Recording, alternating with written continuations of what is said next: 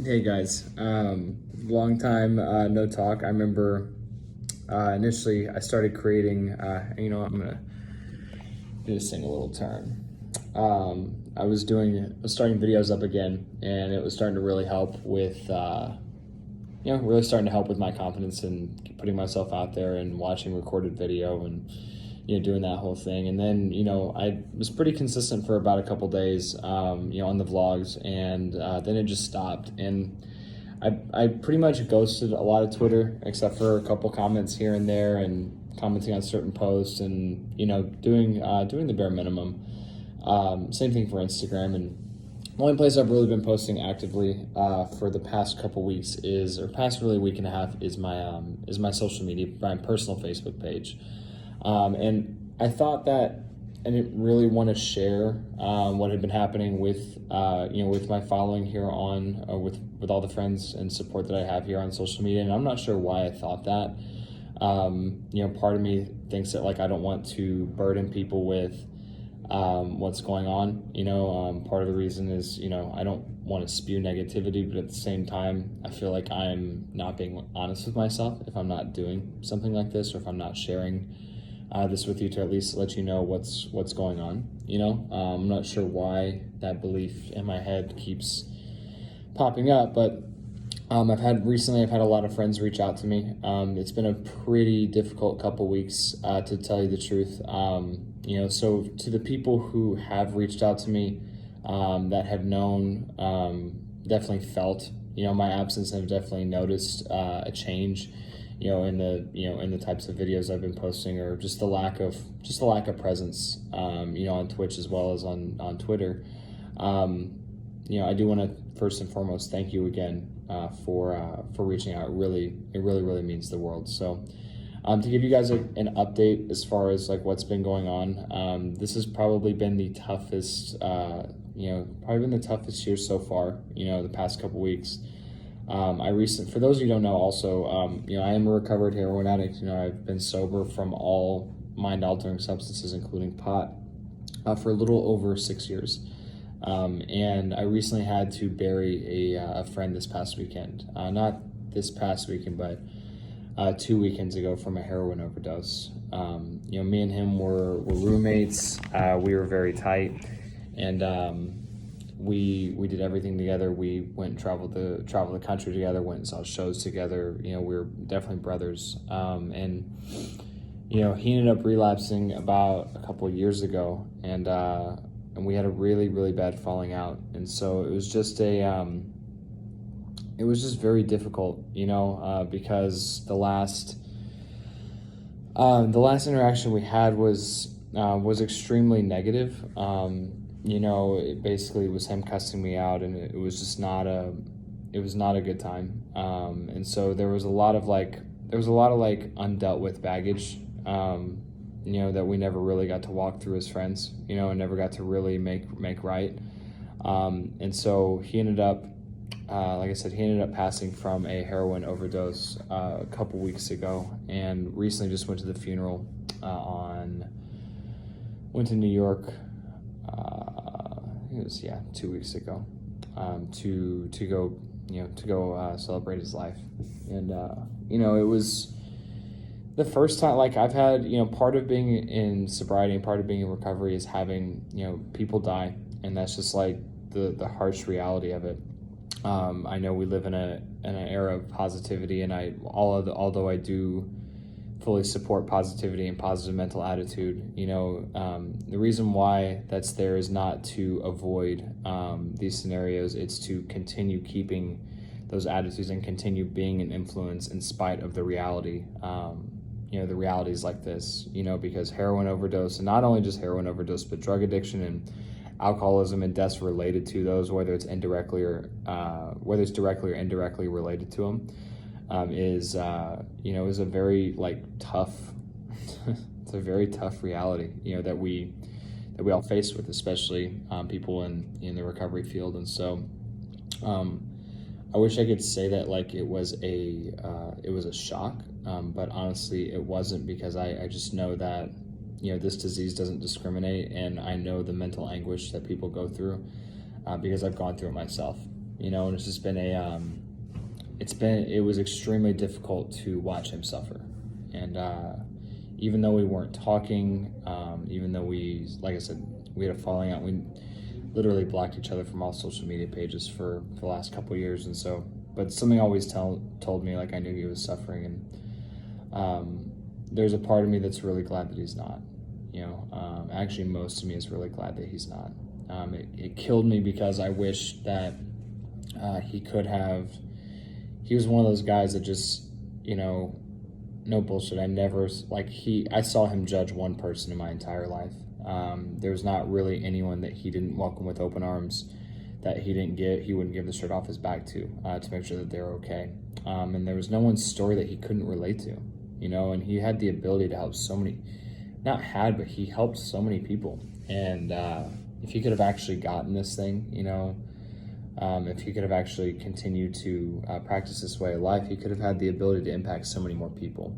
And that's part of what, very sad, but it's like that's probably what kills me the most, is that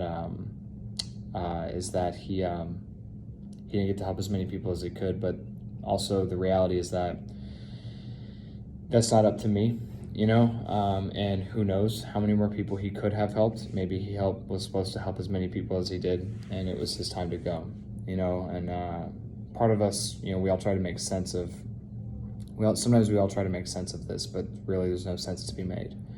It is what it is, and there's nothing that we can, as humans, can ever understand what, people's divine purpose is, or why they leave us early, or whatever the case may be, So it's been a very, very difficult couple weeks, and 5 days after that, my family dog, after we figured out about the news about Mike, my family dog passed after 18 years. He lived 18 years. He turned 18 in July, and so. Not Princess Leia. Princess Leia is doing wonderful, but this is the dog I grew up with. I had him since I was 9. Literally saw me. I grew up with him. I grew up raising him. He's the only dog we've ever had that wasn't a rescue. But what was really cool about that experience is that we got to give him a life where he never had to suffer. He never had to go through any trials and low spots that a lot of dogs have to. Many of a lot of my close friends out here know, the little lady, as I call her, Princess Leia. She had some struggles growing up, and when I adopted her, she had some bite marks on her, and she's been through quite a bit, which is why we're getting her some help. But it was really cool to be able to raise a dog the right way and provide him the love that he needed to never suffer. And so. That happened about 5 days later, and it was a lot all at once. It was a lot all at once, and I think with the passing of my friend, I never really fully processed the passing of my dachshund. He was, like I said, he was in our family from when I was 9, and I'm 27 years old now. He lived like I said, a very, very long life, and saw me grow up. He saw me walk through my drug addiction. He saw me at my worst, and then he saw me get better. So it's one of those staples, man. And anyone with family pets, I'm sure, can understand. That it's they are like all dogs are. I mean, they're just animals in general. They're an extension of the family. And there's so much that they provide, and they don't even talk. Or they don't talk like us, rather. They communicate. They just don't talk like us. So it's been a very, like I said, those two events happening, all at the same time, has been very emotionally taxing, to say the least. And I don't think I've really fully processed all of that. The reality is that I'm an extremely emotional person. I'm not the person who can really hold feelings back, or when I do, things like this happen where I kind of disappear and it gets really uncomfortable. And I feel like I wake up tired every day, and there's just this layer of fog that is just kind of settling in over me that I don't really until I really talk about it, until I really deal with it. I don't really know how to deal with it. Part of the reason why I'm making this video is to, number one, kind of let it all out, so that way people can see this, people can hear this, and just note that, regardless of anything that happens in your life, number one, don't use your sorrow as an excuse to sit, in these emotions. When you're done processing them, honor their life, move past them, do what you can to celebrate them, and do things to remember them, whether it's a friend, whether it's your dog, but also when you do feel these things, it's okay to feel them, and you're supposed to feel them because you're a human being. A lot of people get, positivity mistaken with like, that's how we have to feel all the time, or else there's something wrong, and the reality is, like, when you're walking through something, there's no right or wrong. You just are, you are, and there is, and that's it, and we were built to feel emotion. Walking through experiences like these really shapes us to the person that we're supposed to be. It really gives you gives me, I'm not going to speak for you, but it gives me an appreciation for life itself, and how how precious it really is, and how finite and limited it really is, and the impact and the amount of time that we have to make the impact that we can. It really puts things into perspective, and so I think that's really it. I miss both of them. I miss both of them dearly. And this has been a crazy experience to walk through. And, I don't know, it was wild getting to go back and see the family and be connected with them, and just watch and be a part of the process. I was actually really honored to be, I get to say a few words at the church during Saturday Mass for my friend, and I ended up getting to keep a couple pieces of his clothing, a couple tools, Tools shirt, and a New York Yankees hat. God forbid, I'm still an Astros fan. Don't get it twisted, but I got a piece of him in my apartment, as well as an old record player, which is pretty cool. I'm very excited about that. And I guess the point of this, really, because I'm starting to ramble now, is just to really give you guys an update, and to kind of put this all out there, and be honest with you about what I've been walking through personally, and hopefully this can help someone.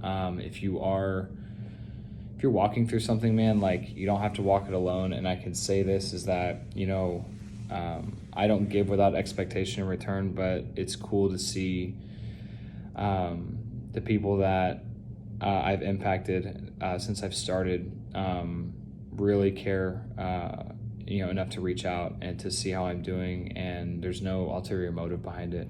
So that's something in and of itself.